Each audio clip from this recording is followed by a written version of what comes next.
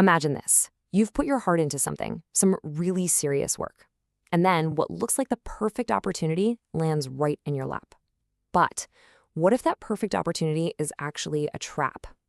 Well, today we're diving into a real-world case study about exactly that.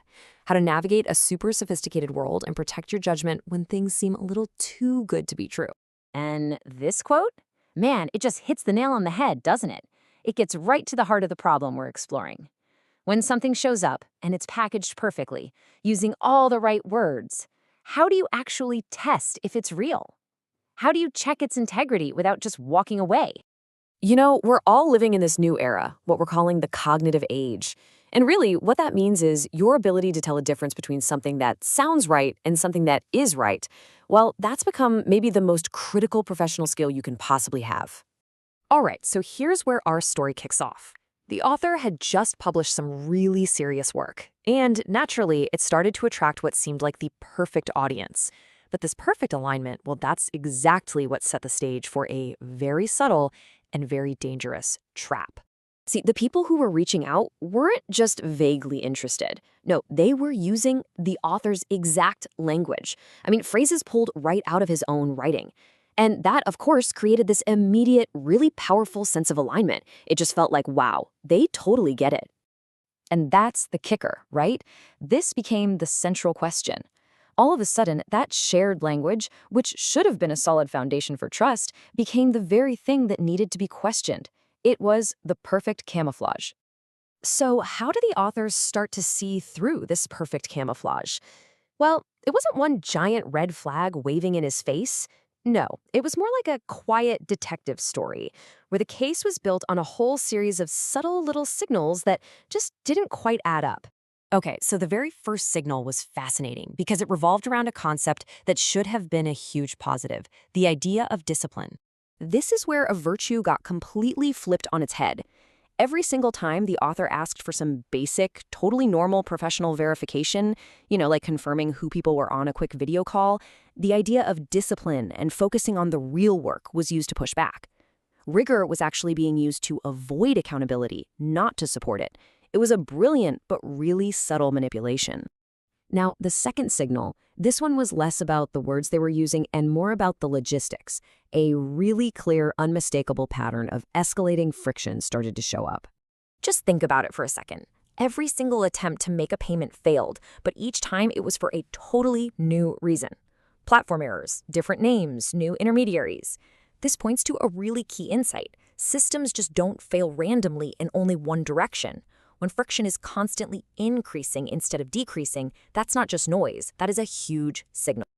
And the third signal, which was maybe the most telling of all, was just a fundamental incoherence of identity. Things just weren't lining up. Any one of these things on its own could probably be explained away, right? A simple typo, using a family member's account, a bad internet connection, sure.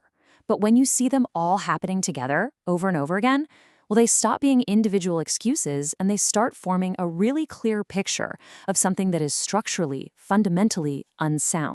So, faced with all these little signals, what do? Well, instead of getting angry or making a bunch of accusations, the author did something really smart. He just paused. He didn't try to resolve the discomfort right away. He just stepped back and applied a specific mental toolkit to look at the situation a little more objectively. And this four-step process is so key. It starts with systems thinking, so you zoom out and look at the whole pattern, not just the individual people. Then comes emotional intelligence, managing your own discomfort and not rushing to judgment. That's followed by strategic foresight, just projecting out where is this current path actually leading. And finally, anticipatory governance, making a decision based on that foresight. This whole process shifted the focus away from their excuses and onto the system itself.